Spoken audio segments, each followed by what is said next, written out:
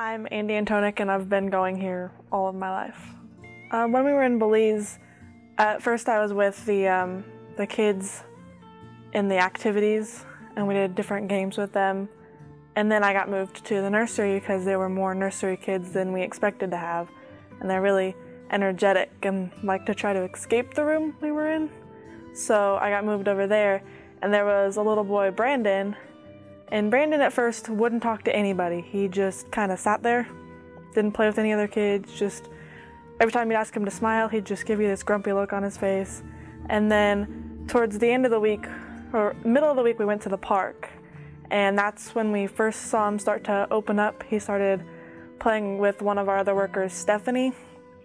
And then toward the end of the week, he was playing with the other kids, playing with the toys, participating in like the arts and crafts and stuff like that.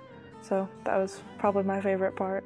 The activities we went to an orphanage, and we brought coloring books and little toys for them to play with and beach balls, which they really liked, and we got to spend hours there with them. And we went back to the nursery later in the week, and then we went to a youth hostel, which is kind of like a juvenile center for us, and we did some crafts with them. We played basketball, just kind of sat around and talked with them and got to know them, and they got to know us. And then we had youth service. That was really cool. All the youth kids, like teenagers, came to the church, and we had a little lesson that one of our students taught, and then we did games that they play, so we got to learn some of the things that they do, and that was pretty cool. And then just the vacation Bible school, which was a lot of fun. There were a lot of kids.